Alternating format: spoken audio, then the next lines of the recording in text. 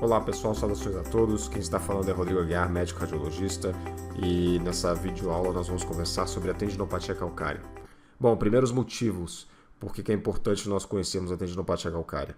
A tendinopatia calcária ela está presente em 3% da população adulta. Ela tem achados radiográficos muito característicos, então é uma doença, digamos assim, fácil de diagnosticar. E se esses achados não forem conhecidos, ela pode ser confundida com doenças mais graves, como infecção e neoplasia.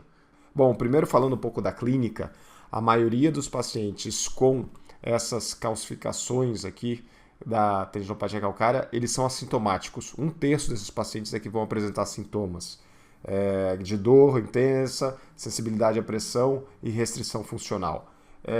Essa calcificação ela pode comprometer qualquer tendão, uma calcificação por cristais de hidroxiapatita, mas tem uma predileção especial pelos tendões do ombro e principalmente pelo supraespinhal. Os homens e as mulheres, eles são igualmente comprometidos, se manifestando entre a 4ª até a 6ª década de vida. Ok? Falando agora dos achados de imagem. Com relação aos achados de imagem, o raio-x é o exame principal, é o primeiro exame que a gente vai fazer nesse paciente.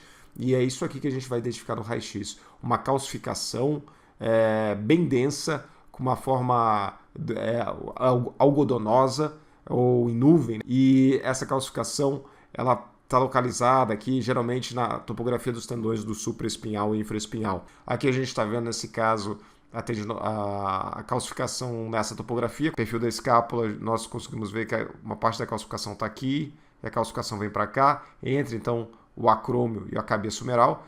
Isso aqui é a tuberosidade maior do húmero, ok? Então essa aqui é a inserção mais ou menos do supraespinhal, a do infraespinhal vem para cá. Então a gente vê que essa calcificação está em toda esta região.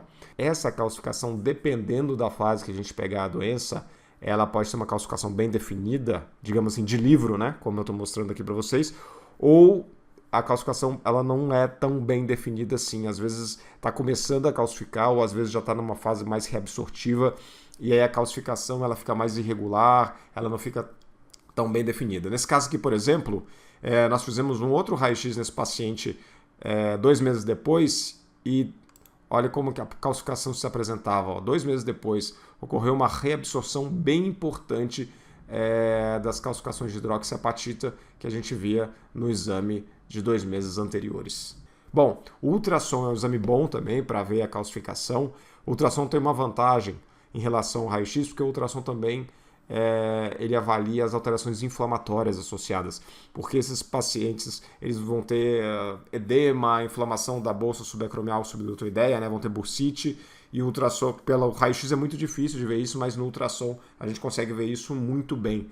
E o outro método que nós temos para fazer o diagnóstico da tendinopatia calcária é a ressonância magnética. Então aqui no plano coronal nós conseguimos ver, o tendão do supraespinhal está aqui, aí nós vamos aqui mais para posterior, aqui é o tendão do infraespinhal, e nós temos essa calcificação, ou essas calcificações, né, nodulares, localizadas na região aqui do tendão infraespinhal e transição com o tendão supraespinhal. Repare no edema, na alteração inflamatória de partes moles ao redor dessas diversas calcificações.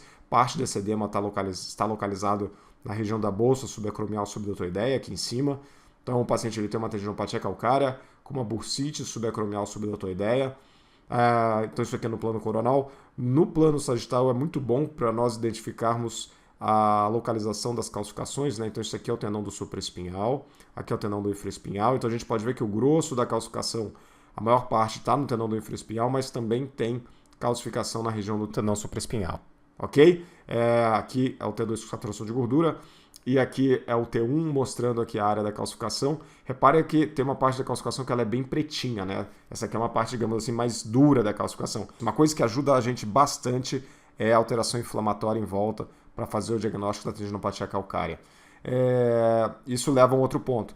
Quando nós temos pacientes assintomáticos e eles têm a tendinopatia calcária, às vezes é muito difícil de ver, porque não vai ter todo esse edema em volta para ajudar a gente no diagnóstico. Você vai ver só uma área de baixo sinal da calcificação no interior de um tendão que também tem baixo sinal. Às vezes no T1 vai ajudar mais, porque no T1, quando nós identificarmos os tendões, a calcificação ela apresenta um sinal muito baixo mesmo no T1, como essa parte aqui da calcificação.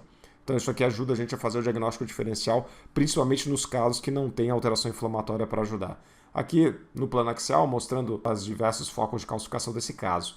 Uma outra coisa interessante para falar desse caso aqui é que uma parte da calcificação está fazendo uma extensão intraóssea. Ó. Isso aqui é uma parte da calcificação por hidroxiapatita se estendendo para o interior da tuberosidade maior do úmero. Então, além da calcificação poder se estender para a superfície bursal, a calcificação ela também pode se estender para o osso, fazendo uma extensão intraóssea, e em alguns casos também ela pode se estender para o interior do ventre muscular, tendão comprometido, ok? Lembrando então que tem que fazer o diagnóstico diferencial com alteração infecciosa, né, por causa da alteração inflamatória importante que acontece, e às vezes alteração neoplásica, porque faz como se fosse uma lesão pseudotumoral, né? Faz várias massas aqui. Essa extensão intraóssea também às vezes pode ser confundida com tumor.